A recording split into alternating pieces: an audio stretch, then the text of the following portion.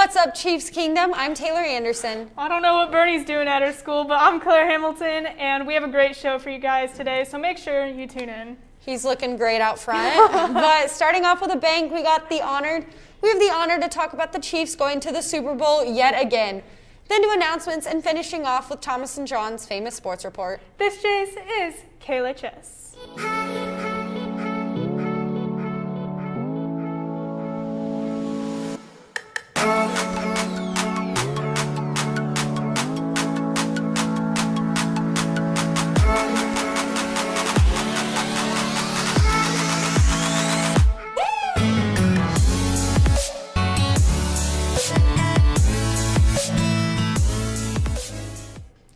Welcome to the Red Kingdom. We are going to the Super Bowl again. We sure are, but before we get into the Chiefs, we got to go over a few things in the NFC. It was definitely the best and worst time to be quarterback Tom Brady yesterday, considering he threw 3 touchdowns in the Bucs 31-26 win over the Green Bay Packers, and he's going to the Super Bowl yet again. You were right, and on his high note, but you wouldn't have wanted to be him at the end of the game, considering he threw 3 straight interceptions towards the end of the game on kind of a sour note. What a guy. Yeah. But on to the AFC, it was only the best of times for KC's quarterback, Patrick Mahomes, who threw 3 touchdowns and 0 interception in KC's 38-24 win over the Buffalo Bills. If there's any worry on lingering effects from the concussion Mahomes suffered last week, he quickly put those fears to bed. He sure did. Like Brady, Mahomes had a solid defense to propel the win. Unlike Brady, though, Mahomes relied heavily on his tight end, Travis Kelce, who tied the record for the most receptions in a conference championship with 13. That is going to be a crazy Super Bowl game, plus a concert from my favorite, personally, The Weeknd. I am super excited about that, but of course, before the big game, we have what we like to call a pillow fight, or in other words, the Pro Bowl. Let's head over to Allie Collier to hear more about our fantastic Chiefs.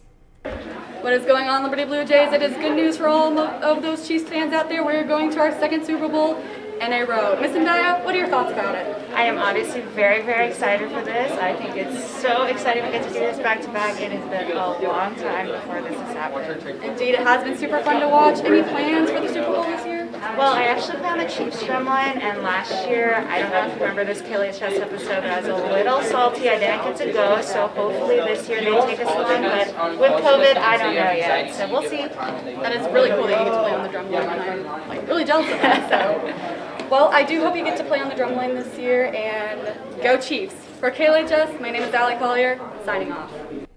Thank you so much for that, Allie, and go Chiefs. To continue talking about our sports, let's head over to your second favorite anchor duo, after us, of course, Thomas and John. Thank you guys, I'm John Alvey, joined alongside by Thomas Hand, bringing you a sports report on what I think is a pretty wonderful Monday for a lot of us.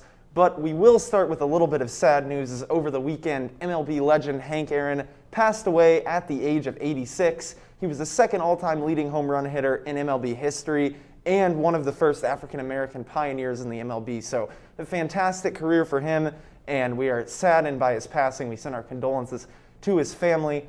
Also tonight, the girls basketball team will be facing Blue Springs at home, so a big game for them as they look to continue rolling on. They've been on a big hot streak.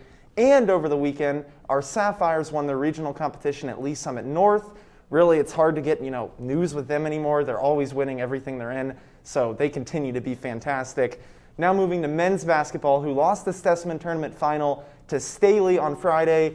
Thomas, they thought they had a chance coming into the game, but Staley just kind of outclassed them. What'd you see? I mean, Caden Fish really just came into the game, and he really took control. I mean, I did not see that coming whatsoever. They definitely got a lot of things to tighten up on. I mean, mainly the defensive side of the ball. If they're oversized, they got to figure out a way how they can win games whenever they, are out or they're matched up in a bad way. Yeah, just a rough night for them. Lots of length on that Staley side. They'll look to bounce back tomorrow night against Blue Springs at home as well.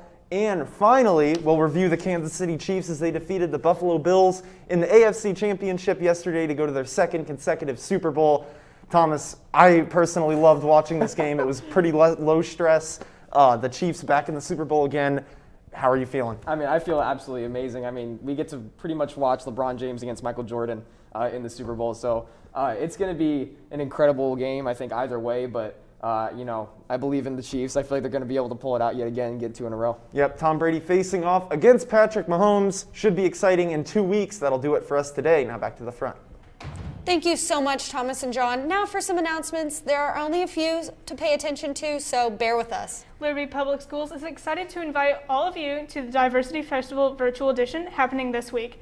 Explore and celebrate how diversity, equity, and inclusion define what it means to be an LPS graduate. Each day beginning this morning, new content will be added corresponding to the LPS graduate profile themed listed on the Diversity Festival website. Links to the new content for the day's corresponding theme will be shared each morning through LPS social media platforms, including Twitter and Facebook. As you guys may know, court warming is coming up, and we do have the top 10 King and Queen nominations. The King nominations are Jackson Herman, Cage Linger, Jeremiah Morgan, Brady Mayer, Ian Wooldridge, Graham Maxton, Grant Littrell, Alice Rajcobb, Ryan Roush, Luke Smith, and Grant Owen.